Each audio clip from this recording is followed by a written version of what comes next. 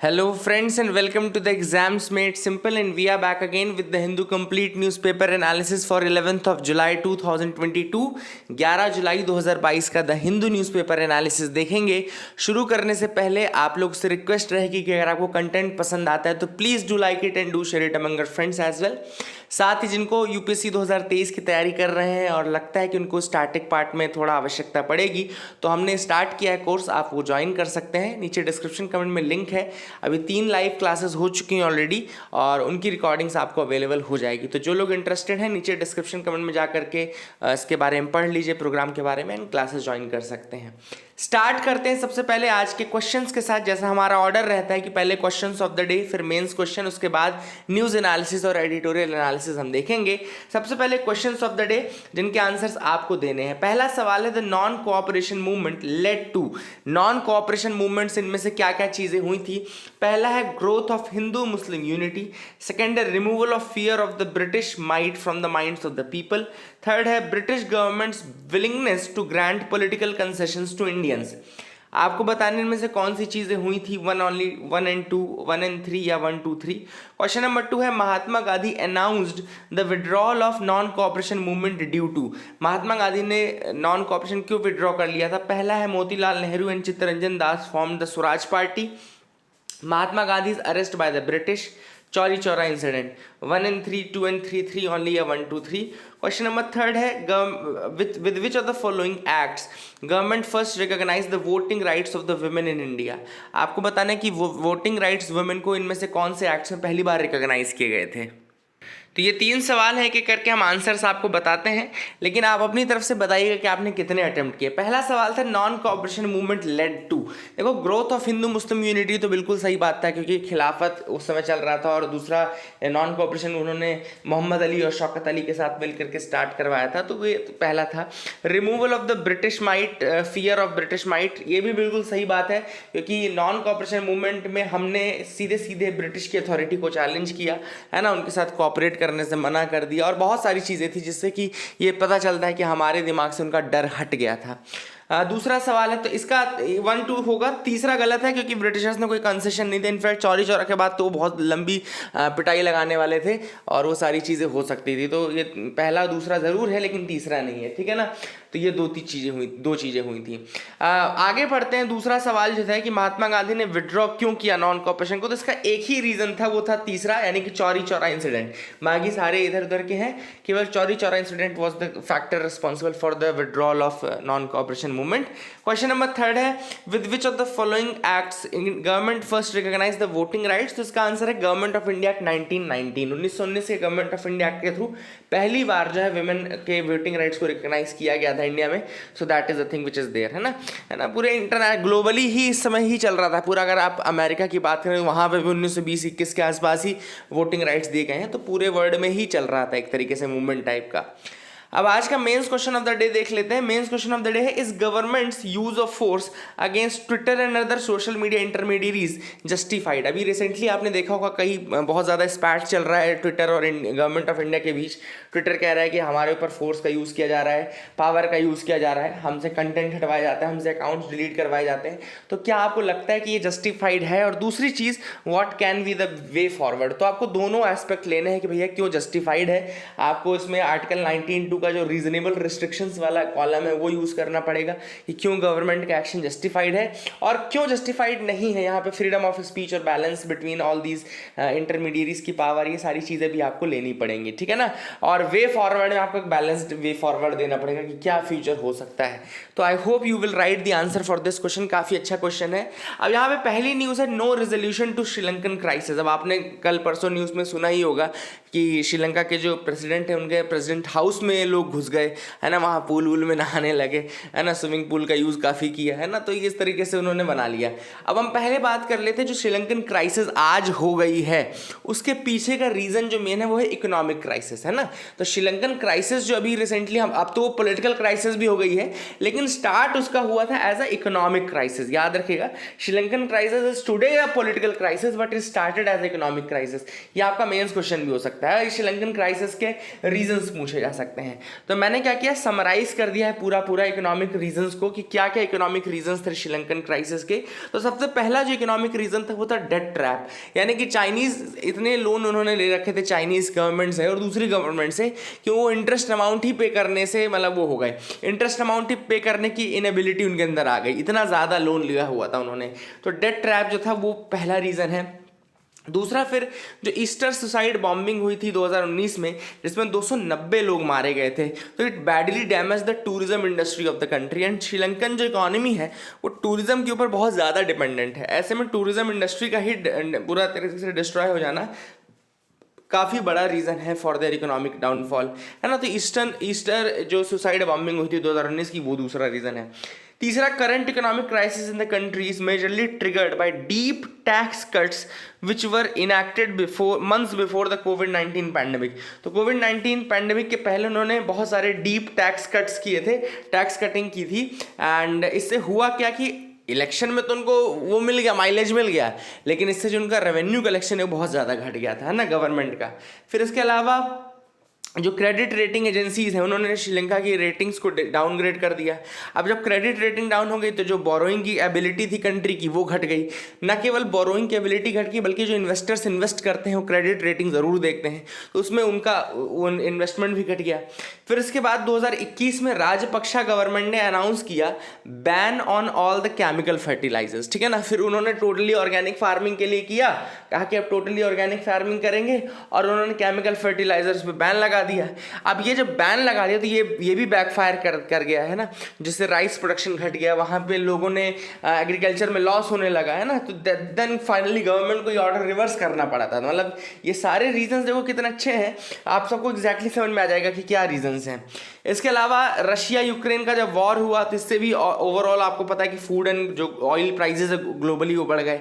ऐसे में श्रीलंका का फूड प्रोडक्शन घटा हुआ था और ऑयल में अगर वो डिपेंडेंट है तो बाहर से उसको ऑयल लेना पड़ता है। तो ये सारी चीज़ें became unaffordable to the Sri Lankan government. तो हुआ क्या कि वहाँ पे पेट्रोल डीजल वहाँ पे 420 रुपये और 400 रुपये पर लीटर हो गया। मतलब कि अगर हम रुपीज़ में बात करें तो 420 और 400 रुपये पर लीटर हो गया। तो श्रीलंका में भैया उनके पास डीजल पेट्रोल खरीदने के पैसे नहीं थे, इसीलिए आपने देखा भी होगा कि स्कूलें बंद करा दी गई हैं, ऑफिसेज बंद करा दिए गए हैं, ये सारी चीज़ें हुई हैं, है ना। And critics also say that the root of this crisis is because of the twin deficits. दो डेफिसिट्स हैं यहाँ पे। पहला एक तो बजट शॉर्टफॉल है, बजट शॉर्टफॉल, इसके अलावा करंट अकाउंट डेफिसिट भी जो है वो रीजंस है। तो all these are the reasons for the economic crisis of Sri Lanka which have now turned into political crisis as well, है ना। तो ये सारी चीज़ें आप लिख सकते हैं, याद रखेगा। आई hope you got clarity regarding that. अगली जो न्यूज़ है वो है Congress BJP spare over new forest rules. तो अब नए फॉरेस्ट रूल्स, जो ड्राफ्ट नए फॉरेस्ट रूल्स आए हैं, उनसे ऐसा जयराम रमेश जी का एक एलिगेशन है कि इन्होंने ट्राइबल पीपल के जो राइट्स हैं उनको इग्नोर किया है। Now these new forest rules have ignored the rights of the tribal peoples, ठीक है ना। तो अब ये जो फॉरेस्ट कंजर्वेशन रूल्स 2022 हैं, these are the provisions of the forest conservation rules 2022। इसको याद रखिएगा कि अभी आए हैं, अभी ड्राफ्ट रूल्स के रूप में आए हैं फॉरेस्ट कंजर्वेशन रूल्स 2022, और इसमें उनका ये कहना है कि लेटेस्ट वर्जन जो है रूल्स के, they have allowed the land to be diverted without addressing the problems of the forest dwellers. मतलब इन नए रूल्स में ये कहा गया है कि जो लैंड है अगर उसको डाइवर्ट करना है किसी और दूसरे यूज के लिए, तो पहले क्या होता था, पहले पूरी परमिशन लेनी पड़ती थी आपको, फॉरेस्ट राइट्स ग्रुप से परमिशन लेनी पड़ती थी, वहाँ की ग्राम सभा से परमिशन लेनी पड़ती थी।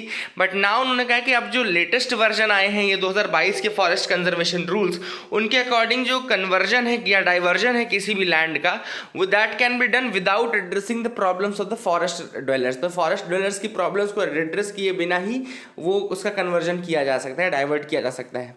तो फॉरेस्ट राइट्स एक्ट 2006 अगर आप देखें, है ना, along with the 2009 government order, तो उसमें ये मैंडेटरी है to seek free prior and informed consent of the families which would be affected by the diversion, है ना। तो फॉरेस्ट राइट एक्ट 2006 का ये कहता है। और इसके अलावा एक और रूल है गवर्नमेंट ऑर्डर 2009, ये कहता है कि इट इज़ मैंडेटरी, मतलब ये मैंडेटरी है कि आप पहले free prior and informed consent लें। किसका कंसेंट लें? ये आप उन फैमिलीज का लें जो कि अफेक्ट होंगी bye the diversion of that forest forest land, है ना। जब आप उस फॉरेस्ट लैंड को डाइवर्ट करोगे किसी दूसरे यूज़ में, तो जो बेसिकली कहना चाहिए कि उससे इम्पैक्ट होंगे, उन हर फैमिली से आपको क्या लेना पड़ेगा, आपको उनसे परमिशन लेनी पड़ेगी, आपको उनसे कंसेंट लेना पड़ेगा, ठीक है ना। अब यहाँ पे उन्होंने जो नए रूल्स हैं इसमें कह दिया कि भाई आपको वो पहले लेने की ज़रूरत नहीं है। अब जब ये कह दिया तो इसका मतलब है कि पूरा का पूरा जो पर्पस था फॉरेस्ट राइट्स एक्ट का, वो तो आपने डिस्ट्रॉय कर दिया, है ना। कि एक बार जैसे ही क्लियरेंस ग्रांट हो गई, उसके बाद फॉरेस्ट ड्वेलर्स का क्या क्लेम बच जाएगा, है ना। कोई क्लेम ही नहीं रह जाएगा, है ना। उन लोगों का कोई राइट ही नहीं रह जाएगा। तो ये काफ़ी इंपॉर्टेंट चीज़ है जो कि जयराम रमेश जी ने हाईलाइट की है कि जो मतलब एफआरए है उसके साथ कंप्लाई करना बहुत इंपॉर्टेंट है, और ये एक इंडिपेंडेंट प्रोसेस होनी चाहिए जो कि पहले होनी चाहिए, है ना, रादर देन किसी दूसरे स्टेज में ये पहले होनी चाहिए। लेकिन अब जो गवर्नमेंट है उसके जो डिफेंडर्स हैं उन्होंने क्या कहा कि चूंकि ये प्रोसेस किसी भी स्टेज में हो सकती है ना। जयराम रमेश जी का कहना है कि क्लियरेंस के पहले ही सब कुछ होना चाहिए, है ना, सबसे पहले आप डाइवर्ट करने के पहले होना चाहिए। लेकिन उन्होंने क्या कहा, नहीं, since it is an independent process, it could be undertaken at any stage of the forest clearance process, and that complying with the provisions of the FRA is mentioned in this rules, है ना। तो इन्होंने कहा कि भैया हमारे जो rules हैं उनमें FRA के साथ कंप्लाई करना लिखा हुआ है, लेकिन ये प्रोसेस किसी भी स्टेज में की जा सकती है ऑफ फॉरेस्ट क्लियरेंस, ठीक है ना। हाँ, लेकिन ये बात सही है कि अप्रूवल देने के पहले ये प्रोसेस होनी चाहिए। तो ये गवर्नमेंट का भी कहना है। तो अभी क्लैरिटी ये नहीं आई है कि कौन सही है कौन गलत, लेकिन ये न्यूज़ में था, आपको पता होना चाहिए। लेकिन द हिंदू ने कहा है कि हमने अलग से स्टडी की है, उसके अंदर हमने ये देखा कि जो रोल ऑफ ग्राम सभा था, जहाँ कंसेंट रिक्वायर्ड होना था फॉर लार्ज स्केल डाइवर्जन, है ना, मतलब कोई लार्ज स्केल डाइवर्जन होना है लैंड का, तो उसके लिए ग्राम सभा का रोल बहुत इंपॉर्टेंट था। उस रोल को अंडरमाइन किया गया है, ठीक है ना। तो ये द हिंदू का कहना है कि हाँ, हमने पढ़ा है, और जो लार्ज स्केल डाइवर्जन्स हैं उनके पहले ग्राम सभा से परमिशन लेने का था, लेकिन उस प्रोविजन को बहुत ज़्यादा अंडरमाइन किया गया है। तो I hope you got clarity regarding that, आपको समझ में आ गया होगा। आगे मूव करते हैं, देखते हैं और क्या इंपॉर्टेंट न्यूज़ आर्टिकल्स है जिनके बारे में हमको देखना है। यहाँ पे खेजरी ट्रीज का निकला हुआ है। अब देखो, राजस्थान में 8 नए सोलर पावर प्रोजेक्ट्स लगने वाले थे, सोलर पावर प्लांट्स लगने वाले थे जोधपुर डिस्ट्रिक्ट में, है ना, और फालोडी तहसील है वहाँ पे जोधपुर में, तो वहाँ लगने वाले थे 8 सोलर पावर प्लांट्स। तो वहाँ पे जो विश्नोई कम्युनिटी के एक्टिविस्ट हैं उन्होंने उनका अपोजिशन किया है ना, उन 8 प्रोजेक्ट्स का, और कहा है कि यहाँ पे जो खेजरी ट्रीज़ हैं उनको गिराया नहीं जाएगा, ठीक है ना। तो खेजरी ट्रीज़ याद रखिएगा, इनके लिए प्रोटेक्शन कौन करता है, वहाँ पे विश्नोई कम्युनिटी के एक्टिविस्ट हैं जो कि प्रोटेक्शन करते हैं। और या एक और इंपॉर्टेंट चीज़ याद रखनी है आपको कि जो खेजरी ट्रीज है इनका साइंटिफिक नेम क्या है, तो प्रोसोपिस सिनेरारिया, याद रखिएगा, Prosopis cineraria, this is the name of the khejri tree, scientific name Prosopis cineraria, ठीक है ना। एंड उन्होंने कहा कि ये जो है न केवल हमारा सेंटिमेंटल अटैचमेंट है, बल्कि हमारे लिए खेजरी की वैल्यू बहुत ज़्यादा है। तो खेजरी ट्रीज की वैल्यू क्या क्या है, खेजरी ट्रीज जो है वो बहुत इंपॉर्टेंट रोल प्ले करता है in maintaining the ecosystem of the Thar region, ठीक है ना। पहला याद रखिएगा, जो इकोसिस्टम है थार रीजन है का, उसको मेंटेन करने में खेजरी ट्रीज काफ़ी इंपॉर्टेंट रोल प्ले करते हैं, है ना। दूसरा, ये इनके पास एबिलिटी होती है to survive in the dry weather, तो ड्राई वेदर में सर्वाइव कर जाते हैं, तो ये भी काफ़ी इंपॉर्टेंट उनका रीज़न है। Trees used in different way such as source of fodder, कुछ लोग इसको सोर्स ऑफ फॉडर के रूप में भी यूज़ करते हैं, कुछ लोग फायरवुड के रूप में यूज़ करते हैं, कुछ लोग सॉइल के न्यूट्रिएंट को सस्टेनेबल बनाने के लिए इसको यूज़ करते हैं, एंड कुछ लोग डेजर्ट क्रॉप्स की एंड फूड प्लांट्स की ईल्ड को मेंटेन करने के लिए इसको करते हैं। उनको ये लगता है कि जब सॉइल न्यूट्रिएंट वैल्यू बढ़ेगी because of the Khejri trees, तो डेजर्ट क्रॉप्स और डेजर्ट जो फॉरेस्ट जो फूड प्लांट्स हैं उनकी मतलब उनका ईल्ड भी बढ़ेगा। इसके अलावा इसका जो खेजरी का फ्रूट है उससे एक पॉपुलर डिश सांगरी बनाई जाती है। याद रखिएगा, सांगरी नाम की एक डिश होती है ना, मैंने तो नहीं खाई है, अगर आप में से कोई राजस्थान का हो तो ज़रूर बताना, I will definitely come there and try to have this dish. Sangri नाम की डिश है, the fruit is use to make this popular sangri dish, है ना। तो अच्छी बात है, ये सारे यूजेस हैं of this tree khejri. I hope you got clarity, आपको समझ में आ गया होगा। अगली न्यूज़ है, Dravidian is a geographical division not a racial, R N Ravi. अब यहाँ पर उन्होंने आर एन रवि, जो तमिलनाडु के गवर्नर हैं आर एन रवि, उन्होंने रिसेंटली वेल्लूर म्यूटिनी के ऊपर हो रहा था, बातचीत चल रही थी 216 ईयर था वेल्लूर सिपॉय अपराइजिंग का, वेल्लूर म्यूटिनी के नाम से हम सब जानते हैं इसको, है ना। याद रखिएगा 216 ईयर था उसका, एंड वेल्लूर सिपॉय अपराइजिंग का 1806 2006 में हुई थी ये, एंड इसको वेल्लूर सिपाही म्यूटिनी भी कहा जाता है। अब यहाँ पे इस बारे में बोलते हैं, उन्होंने कहा कि जो द्रविडियन को एक रेशियल ग्रुप बताया गया था by the Britishers, and Dravidian को रेशियल ग्रुप बता करके एक्चुअली वो क्या चाहते थे, डिवीजन क्रिएट करना चाहते थे, नॉर्थ एंड साउथ के बीच में एक डिवीजन क्रिएट करना चाहते थे, ठीक है ना। एंड यहाँ पे आर एन रवि का कहना है कि द्रविडियन एक कोई ऐसा नहीं था कि ये रेशियल ग्रुप था, rather it was a geographical group. अगर आप विंध्यास के नदन पार्ट पे जाएंगे तो आपको मतलब विंध्यास के साउथ में जो ग्रुप थे वो आपके द्रविडियन ग्रुप थे, और विंध्यास के नदन में आपके आर्यन ग्रुप थे। तो कि रेशियल ग्रुप या रेशियल सुप्रीमेसी का यहाँ पे कुछ नहीं है, जस्ट विंध्यास के नदन एंड सदन की बात है कि विंध्यास के नदन में आर्यन और विंध्यास के सदन में द्रविडियंस, ठीक है ना। एंड बाकी एनसीईआरटी जब आप पढ़ोगे तो आपको ये भी समझ आएगा कि एक एक्चुअली लिंग्विस्टिक ग्रुप भी है ना। इसको एक्चुअल में हम लोग क्या पढ़ते हैं, लिंग्विस्टिक ग्रुप के, रेशियल तो हम भी नहीं पढ़ते, हम इसको लिंग्विस्टिक ग्रुप के रूप में पढ़ते क्योंकि ये लैंग्वेजेस थी, द्रविडियन लैंग्वेजेस हैं एक्चुअली। और आपका जब आप ऊपर जाओगे आर्यन लैंग्वेजेस है ना, तो actually this is not a racial. ये तो बहुत इंपॉर्टेंट है आपको याद रखना कि रेशियल कंसेप्ट नहीं है ना। अगर क्वेश्चन में आपको लिंग्विस्टिक देता है आंसर तो आप लिंग्विस्टिक को टिक करेंगे। अगर लिंग्विस्टिक नहीं देता है, सपोज करो लिंग्विस्टिक नहीं देता है, तो भी आप रेशियल नहीं टिक करेंगे, ज्योग्राफिकल फिर भी कर लेना, ठीक है ना। लेकिन अगर ज्योग्राफिकल लिंग्विस्टिक दोनों लिखा है तो मेरे हिसाब से अभी लिंग्विस्टिक ही करना आप लोग, क्योंकि जब एनसीईआरटी आप पढ़ोगे तो आप लिंग्विस्टिक ग्रुप के रूप में ही इसको पढ़ोगे, ठीक है ना। अब यहाँ पे बात कर लेते हैं सिपॉय म्यूटिनी की, वेल्लूर सिपॉय म्यूटिनी की। तो ये 1857 के 50 साल पहले हुई थी, 10 जुलाई 1806 को, याद रखिएगा 10 जुलाई 1806, वेल्लूर जो कि प्रेजेंट डे तमिलनाडु में है। एंड यहाँ पे हुआ था, याद रखिएगा, ये वेल्लूर म्यूटिनी 1806 10 ऑफ जुलाई, ठीक है ना। एंड काफ़ी वायलेंट प्रोटेस्ट था जो हुआ था, ये रिवोल्ट हुआ था साउथ इंडिया में, एंड वेल्लूर में हुआ था। एंड वेल्लूर फोर्ट में जो उसको सीज कर लिया गया था और काफ़ी ब्रिटिश ट्रूप्स को किल कर दिया गया था वहाँ पे। एंड वेल्लूर म्यूटिनी के कुछ कॉजेज थे, जैसे कि the English disregard to the religious sensitivities of the Hindus and Muslim Indian sepoys. तो जो Hindu and Muslim Indian sepoys थे उनके रिलीजियस सेंसिटिविटीज़ को ध्यान नहीं देते थे ब्रिटिशर्स। वहाँ पे सर जॉन क्रैडक नाम का एक कमांडर इन चीफ था मद्रास आर्मी का, उसने ऑर्डर्स इशू कर दिए थे prohibiting soldiers from wearing religious markers, ठीक है ना। तो सर जॉन क्रैडॉक, सर्वर तो नहीं लगाएंगे, जॉन क्रैडॉक साले को बोलेंगे कि जॉन क्रैडॉक जो था उस समय कमांडर इन चीफ था मद्रास आर्मी का, उसने क्या किया था, उसने कहा था कि प्रोहिबिटिंग ऑर्डर्स ला दिए थे कि the soldiers will not be wearing any religious markers on their foreheads, है ना, ये सारी चीज़ें।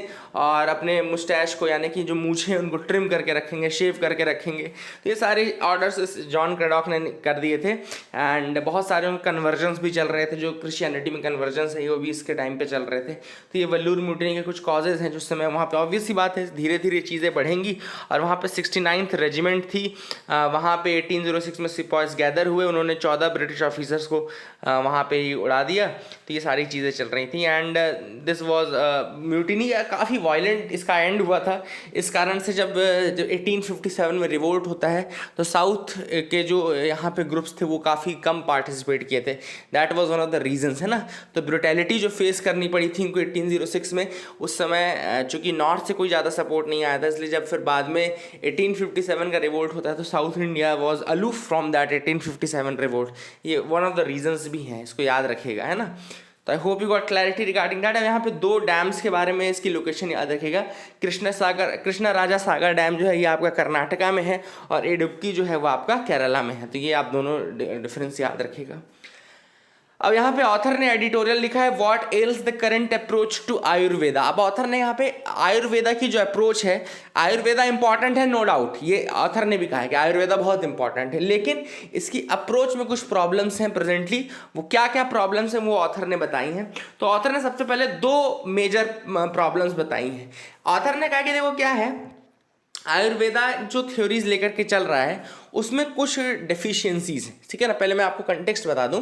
ऑथर का कहना है कि आयुर्वेदा की जो कुछ थ्योरीज हैं, कुछ उसमें वो सारे, आयुर्वेदा ओवरऑल अगर आप देखो तो बहुत इंपॉर्टेंट है, हमारा ट्रेडिशनल नॉलेज है, ट्रेडिशनल विजडम है, सब कुछ सही बात है, लेकिन बहुत सारी ऐसी थ्योरीज हैं जो स्पेकुलेशन पे चलता है आयुर्वेदा में। स्पेकुलेशन मतलब कि जो गेस वर्क पे चल रहा है ना, rather than having scientific proof, rather than having scientific evidences for that, ये अभी भी गेस वर्क पे चल रहा है। और वो सारे मेजर प्रॉब्लम्स हैं, जैसे कि पहला ऑथर ने बोला जो त्रिदोष थ्योरी है। त्रिदोष थ्योरी ऑफ आयुर्वेदा। अब यहाँ पे इसमें लिखा तो नहीं था, लेकिन मैं आपको बता देता हूँ त्रिदोष थ्योरी क्या कहती है आयुर्वेदा की, कि जितने भी आपके अंदर प्रॉब्लम्स ओरिजिनेट होते हैं वो 3 चीज़ों के कारण होते हैं, और वो है वात, वात यानी एलिमेंट है विंड का, पित्त यानी कि बाइल का, और कफ यानी कि फेलगम, या जिसको हम बलगम बोलते हैं, फेलगम, ठीक है ना। तो वात, पित्त और कफ 3 जो हैं ये दोष होते हैं, और इनको अगर कंपेयर करें तो ये 3 elements of the universe, air, fire and water से कंपेयर कर सकते हैं। तो कुल मिलाकर के आयुर्वेदा की एक त्रिदोष थ्योरी है। अब ऑथर ने कहा कि ये जो त्रिदोष थ्योरी है ये काफी ह्यूरिस्टिक मॉडल है। इसका नाम उन्होंने क्या रखा है, ह्यूरिस्टिक मॉडल। इसको ह्यूरिस्टिक क्या होता है मैं आपको बता दूंगा अभी। देखो ह्यूरिस्टिक क्या होता है कि बहुत सिंपलिस्टिक शॉर्टकट्स होते हैं, मतलब किसी कोई कॉम्प्लेक्स चीज़ आपको एक्सप्लेन करनी है तो आप क्या करो, कभी उसको बहुत ही सिंपल से किसी शॉर्टकट से एक्सप्लेन कर दो, रादर देन प्रूविंग उसको एक्सप्लेन करना। ये आपने बोला कि अरे ये वैसे ही होता है जैसे ये चीज़ है ना। मतलब कोई अगर आपसे बोले कि भाई एक ऐप, सॉफ्टवेयर ऐप बनाना है मुझे, तो आप बोले ऐप बनाना वैसे ही होता है जैसे क्रिकेट खेलना, सपोज करो ऐसा अपन ने बोल दिया, तो ऐप बनाना ऐसे ही होता है जैसे क्रिकेट खेलना। ये ह्यूरिस्टिक हो गया कि बहुत सिंपलिस्टिक तरीके से हमने उसको बोल दिया कि भैया क्रिकेट खेलने जैसा ही होता है, हमने प्रोसेस नहीं बताई, हमने वो नहीं बताई। तो ऑथर ने वही कहा कि जो त्रिदोष थ्योरी है ये ह्यूरिस्टिक मॉडल है, और ह्यूरिस्टिक मॉडल होने के कारण हम कोई भी उसमें हम उसकी प्रोसेस नहीं जानते, हम उसकी जो उसके स्टेप्स हैं वो नहीं जानते, rather than that her event को हम स्पेकुलेशन पे रख देते। जैसे कोई बीमारी, कैंसर हुई तो हम बोल देंगे भाई ये तो पित्त दोष है, कुछ ऐसा हुआ तो हम बोलेंगे तो कफ का दोष है, हम कुछ ऐसा तो हम वात का दोष है ना। तो उस चीज़ को एक्सप्लेन नहीं करते, तो इलनेस की अंडरस्टैंडिंग डेवलप नहीं करते हैं, हम उस बीमारी की अंडरस्टैंडिंग डेवलप नहीं करते, रादर देन एक ह्यूरिस्टिक मॉडल में उसको बांधने की कोशिश करते हैं। तो ये पहला इशू है जो मेजर है। दूसरा ऑथर ने कहा है कि काफ़ी जो आयुर्वेदा है, अगर आप देखें तो आयुर्वेदा के एंशिएंट टेक्स्ट जब आप पढ़ेंगे या जो भी चीज़ें आप पढ़ेंगे तो उसमें कई चीज़ें हैं जिसमें कि मतलब जिसमें चेंजेस करने की ज़रूरत है, जिसमें चेंजेस लाने की ज़रूरत है, ठीक है ना।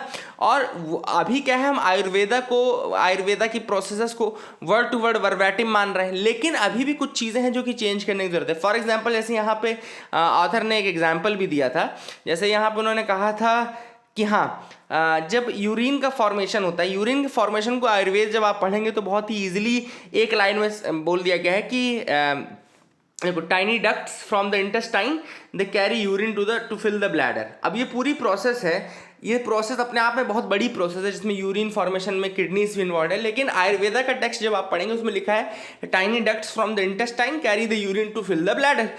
ओवरऑल प्रोसेस सही है, लेकिन इसमें किडनीज का रोल नहीं मेंशन्ड है, क्या रोल है, क्या प्रोसेसेस होती हैं वो मेंशन्ड नहीं है। अब ये सारी चीज़ अगर मेंशन्ड नहीं रहेंगी तो कल को अगर कोई प्रॉब्लम उस रूट में होता है, बीच में होता है, उसको आप कैसे एनालाइज करोगे, ठीक है ना। और ये काफ़ी इंपॉर्टेंट इशू है जो ऑथर ने कहा है कि इनके टेक्स्ट जो है अपने आप को एपिस्टेमिक सुपीरियरिटी मानते हैं, लेकिन अभी भी काफ़ी चीज़ें हैं जो कि साइंटिफिक ट्रीटीज और साइंटिफिक स्क्रिप्चर्स में जिसको चेंज करने की ज़रूरत है, जिसको पढ़ने की, रिवाइज करने की ज़रूरत है, ठीक है ना। ये याद रखना। यहाँ पे 2 कमिटीज़ का भी मेंशन है आयुर्वेदा से रिलेटेड, एक है उस्मान कमेटी 1923 और चोपड़ा कमेटी 1948, ठीक है ना, याद रखिएगा, चोपड़ा कमेटी 1948 और उस्मान कमेटी 1923। तो ये भी आप 2 कमिटीज़ के नाम याद रखिएगा। एंड वही वाली बात है कि हम रीज़न बेस्ड पे ना जाकर, मतलब कि किसी भी चीज़ का रीजनिंग होना चाहिए ना, रादर देन रीजनिंग हम उसको एज इट इज़ एक्सेप्ट कर रहे हैं कि भैया हाँ आयुर्वेद में लिखा है तो सही ही होगा, है ना। तो that is the thing which is there.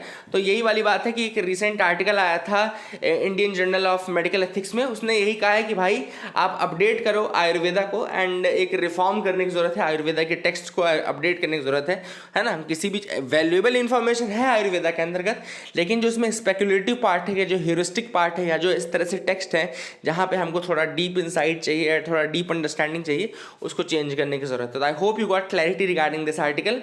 दूसरा जो आर्टिकल है वो है रोड टू प्रोडक्टिविटी। अब यहाँ पे ऑथर ने केवल एक चीज़ इंपॉर्टेंट बताई है, वो ये है कि जो सिटीज़ हैं, सिटीज़ में जो रोड्स हैं, रोड्स का इंफ्रास्ट्रक्चरल डेवलपमेंट बहुत ज़्यादा इंपॉर्टेंट है। ऑथर ने उसी चीज़ पे फोकस किया है पूरा आर्टिकल, तो मैं आपको वही बता रहा हूँ कि जो सिटीज़ में रोड वाला पार्ट है या इंफ्रास्ट्रक्चर में जो रोड वाला पार्ट है वो काफ़ी इंपॉर्टेंट होता है डेवलप करना। एंड अगर आप रोड्स डेवलप कर लेते हो तो आपका इकोनॉमिक डेवलपमेंट हो जाएगा।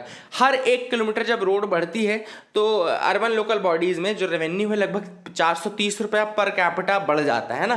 तो for every 1 kilometre increase in the road length जो अर्बन लोकल बॉडीज़ हैं वहाँ पे पर कैपिटा जो रेवेन्यू है 430 रुपीज़ बढ़ जाता है। तो ऐसे करके अगर आप पॉपुलेशन से डिवाइड मल्टीप्लाई कर देंगे तो millions and billions of dollar आपका रोड कंस्ट्रक्शन से बढ़ सकता है। दूसरा ऑथर ने कहा यहाँ पे जॉब्स तो क्रिएट करेगा ही करेगा, जब रोड कंस्ट्रक्शन होगा जॉब्स क्रिएट होंगी, है ना। दूसरी चीज़ इसमें ये इंपॉर्टेंट है कि जो पब्लिक सर्विसेज हैं वो इंप्रूव होंगी, इंफ्रास्ट्रक्चर से पब्लिक सर्विस इंप्रूव होंगी।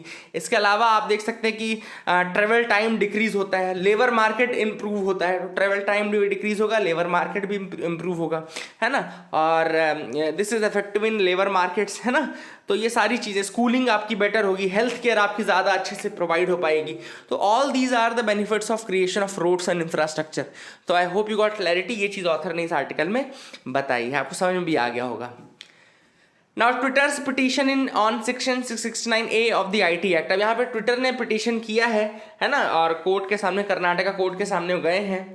उसके अंतर्गत देखो सेक्शन 69A जो है IT एक्ट का है, और ये गवर्नमेंट को एम्पावर करता है to restrict access to any content in the interest of the sovereignty and integrity of the country, है ना। तो सेक्शन 69A जो है IT एक्ट का, वो एम्पावर करता है गवर्नमेंट को restrict the access to any content in the interest of the sovereignty and integrity of the country, security of the state, friendly relation with foreign state, और for public order. all the directions to restrict information or content in circulation must be recorded in writing।